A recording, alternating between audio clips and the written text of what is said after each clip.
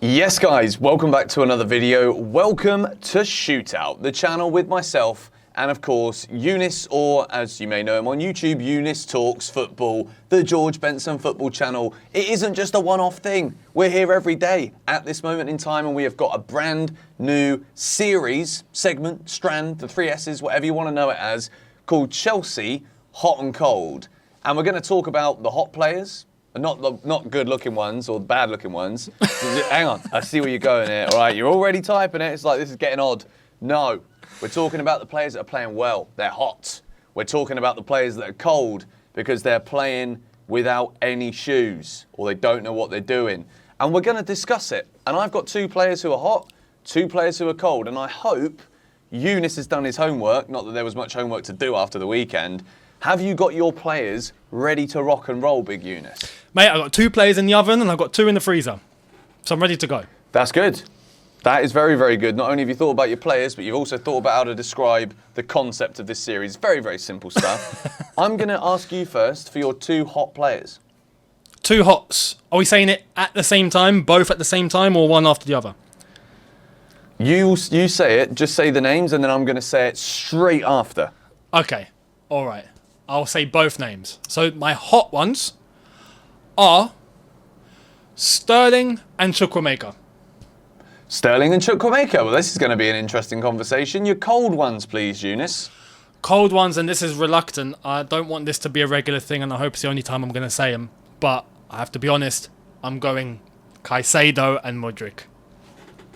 Oi, Mudryk and Disasi are my ones, so we've got a little discussion to have here. But I think, realistically, it could have been a bunch of players in the cold category on this video. But let's stay with some positives to start with, because I think Chelsea fans have kind of exhausted the negativity. When you're on a big high, which we were last week before that West Ham game, when you then hit a low, the peaks and troughs of football, they are like no other roller coaster that you can ever ride anywhere in the world. Even the ones that don't even have the safety precautions on. This is a roller coaster and a half supporting this football club, but I'm glad we agree on Raheem Sterling and Chukwuemeka.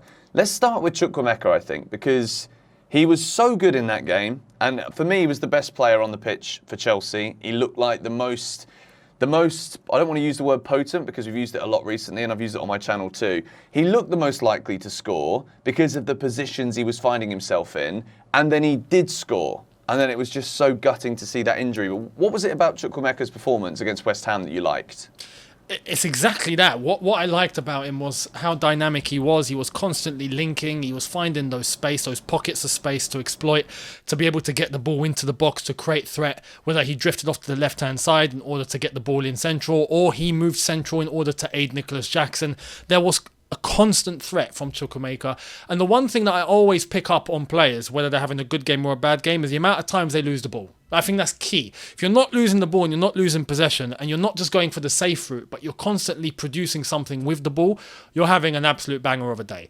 Chukwuemeka was that. And then he got compensated with the goal. The goal was a fantastic goal. Took it on his own initiative, cut the ball inside, hits it, goes near to the corner, great finish, and it gets Chelsea back into the game when we were looking for a goal after going 1-0 down. Overall, it was fantastic up until his injury. And had it not been for his injury, I want to come on here and actually say I reckon we probably would have won that game. Chukwuemeka would have had a much more impact going into the second half, I believe, and would have probably carried us over the line. But the injury comes, and thankfully, as of today, we have the news that it's not bad in terms of the amount of time out. We was expecting months. It's only a few weeks, 6 weeks out max, so we can't ask for more. But in that game of itself, Chukwuemeka I thought was class. So yeah, I think we also got to remember that we didn't hear until the surgery was done that Chukwuemeka was out having surgery, and then we got the amount of time that he was going to be out. And I think the fact that surgery has happened already, and then we're finding out it's only going to be 6 weeks, is a massive positive. Obviously, he's only 19 years old. The thing for me that I really loved was how a few weeks ago during pre-season, he was talking after one of the matches, I can't remember which game it was, could have been Dortmund, and he was saying how Pochettino has been trying to help him work on how he deals with having the ball at his feet in tight spaces. And if you look at that goal, It's all about getting it into a comfortable position to be in a shooting position by being quick with your feet. And I think that is everything you want to see from a young player who probably wouldn't be, if Nkunku was fit, first choice to be a starter. But he's taken that mantle of filling in that number 10 position, was good against Liverpool, but I wouldn't put it any beyond that.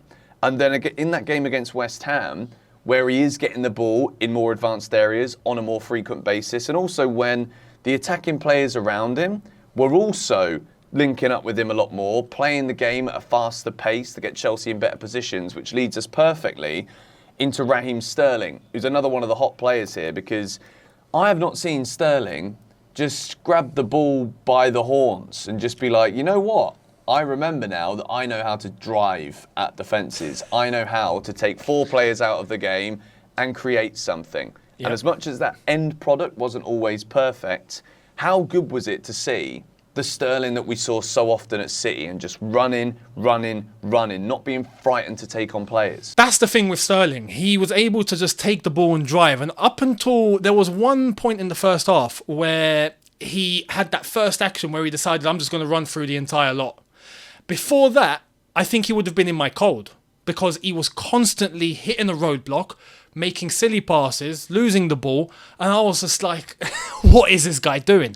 But up until he made that first run, that darting run into the box, and he started to do it a lot more frequently, all of a sudden he turned into one of the biggest threats Chelsea have. I want to see him do that more often. And yes, it does result sometimes in the final end product not being it, but he won the penalty, he was a constant threat, he was running past defenders. You do that more enough, you're going to get goals, whether you supply the ball or whether you score them yourself. So if he can just keep that up, that would be absolutely fantastic. But that's Raheem Sterling for me, and that's why he's in the hot section today.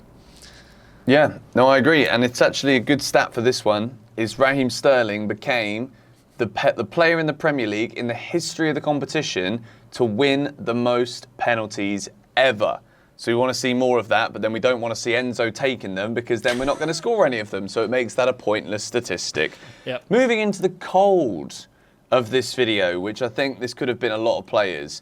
But I will start by giving my reasons for Disasi because we both agreed on Mudryk. So I'll tell you why with Disasi. Yeah. For me, this was a game from Axel Disasi that showed maybe the step up in quality from playing at Monaco in Ligue 1 to the Premier League when you're up against a big striker.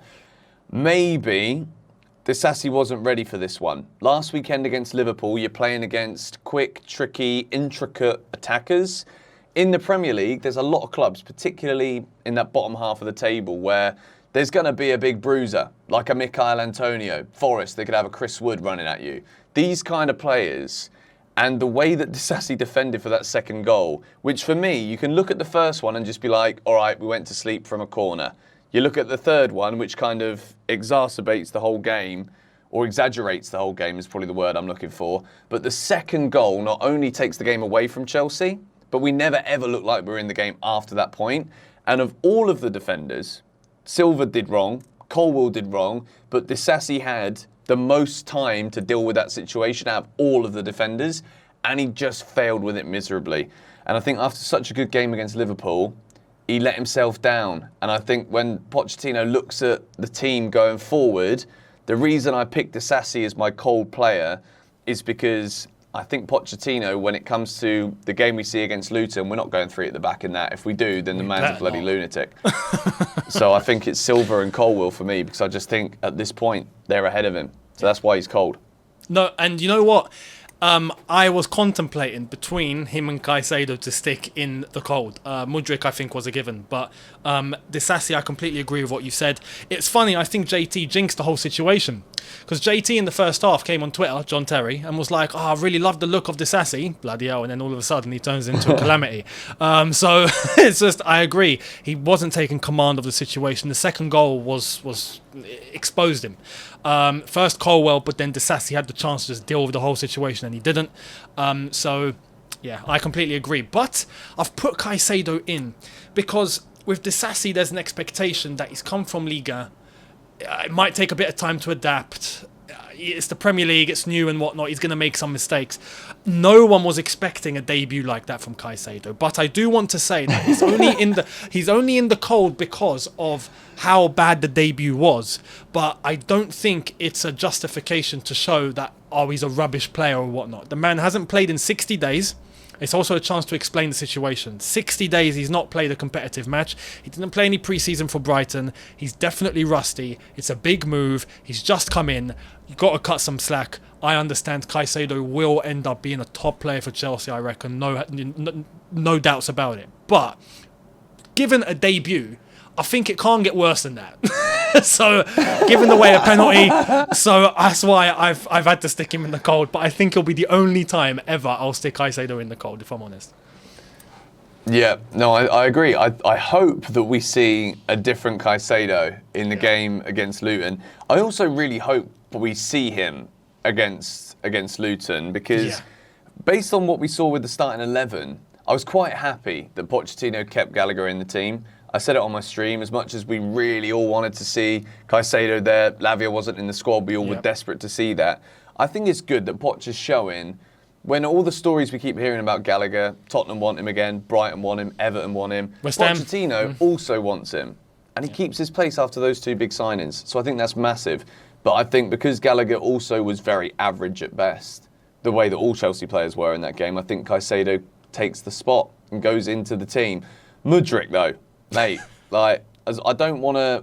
I'm thinking of different ways to address what I'm thinking, but I'm sorry, I'm going to have to just say what I'm thinking about this guy. Be honest. Because I am at the moment thinking that this could be a disaster. I know that there's potential. I know that he could still be an amazing player, but how long is it going to take, mate? Like, how many times are we going to see you in brilliant positions, shooting behind you, falling over? It's not the first time.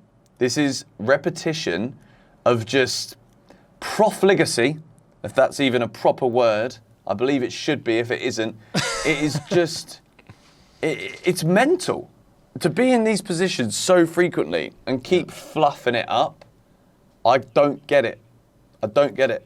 Yeah, no, it was a shocker, and it's a shocker, and I think that shot in behind him was just the cherry on the cake. When that happened, I was like, I give up. I'm done for today. I don't want to watch anymore because it was a horror show from Mudryk from the moment he came on. Now I understand when he came on for Chukwuemeka and tried to fill in that 10, and then we did shift to a 4-3-3, and he was on the left hand side, and that's where you expect him to be at his best, but it was constant bad decision after bad decision, poor control. Bad pass, shots going backwards. I mean, you can't ask for more than that in terms of it going wrong. So I hope this isn't a sign of things to come. What we saw in pre-season, for example, was a great Mudryk. It's not a indicator of how he's going to play during the season. What happens in pre-season is pre-season. But I hope he can come out of whatever shell he's stuck in, and we end up justifying why we got him in the first place and why Arsenal were interested as well. I hope he can start showing that, and fingers crossed against Luton we do get that. I want to see him have a combination with Jackson. I would love for that to flourish into something, but yeah, I agree. The worries are definitely there, the doubts are definitely there, but I hope they get swept aside with time. Fingers crossed. Yeah, I think pre-season's a good one to reflect on, because the pace of the football that you play in pre-season, even if you're playing against Premier League clubs, Champions League clubs like Dortmund, the pace of the game is so much slower that Mudryk, as someone who does things very quickly, likes to try and be instinctive with what he does. I also think now that the Premier League is here and the speed of the game is more intense, I think this, to me, highlights how Mudryk as a player and why managers up until this point just aren't picking him is because the speed in which he plays the game is too quick to still be able to take on instruction for the team's sake. As it is in pre-season, it's easier. Now in the Premier League, it's more difficult to not only take instructions on for the team, but to also execute. And I think that is why managers up until this point haven't picked him. Pochettino's not starting him, not because he doesn't have the quality, can't change a game, all that stuff. I think he really can. And I think once the first goal, 2 goals come, then I think he will start converting a lot more of the chances that right now he's missing. But I think at the minute, if you look at the role that he had when he came on, I couldn't really tell what he was thinking about positionally, movement-wise. Yeah. Is it what he's being told to do? And is that the frustration that Poch has? This is the thing, because he's not started yet. He's had to come off the bench twice. We've heard Poch speak about him after the West Ham game, saying that he hopes he continues what he's doing in training and eventually he's going to be a big player and all of that. All the signs don't seem to be pointing that he's going to be starting matches, though. So I hope that transition is going to kick in. But Mudryk needs to prove himself. And with performances like that, he's not going to. So I'm hoping that the time will come, and I do hope that he'll find his actual role. If we do shift to a 4-3-3 and we stick with that, I think he'll find a role. If we're playing in a 4-2-3-1, I think he'll find a role. But if we keep playing a 3-5-2 or we start sticking to the back three and it overcomplicates things, I think that's not going to help our attackers anyway, whether it's Mudryk or anyone else, with the football we're trying to play and what we're trying to do. So I hope we go to a back four. I hope we get actual authentic wingers playing as wingers, and just give it game after game after game after game. Fingers crossed we see good things from Mudryk. Yeah, I think so. I think this game it's good that we got such a, what looks like a heavy defeat early in the season. And I'm hoping that it can be the opposite of what happened with Antonio Conte. Conte gets battered at Arsenal in September, goes to a 3 at the back. Pochettino gets battered at West Ham in August, goes away from a 3 at the back. That's what I'm hoping for. But this has been hot and cold. I actually really enjoyed this, mate. I think this is like a cool way that we can analyse and see the progression of players that have a poor start, have a good start, and see where everybody ends up as the season progresses. Let us know in the comments down below what you thought of our choices and what you thought of our explanations today, of course, in the comments below. Keep the conversation going. Any last words from you, Eunice, mate? No, honestly, thank you all for watching. Let us know your hot and cold for that last Chelsea game that we saw against West Ham. And as we've already said, this is going to be a regular thing. So keep your eyes peeled, make sure you're subscribed, hit that notification bell. And yeah, myself and George will see you very soon. See you later, alligator.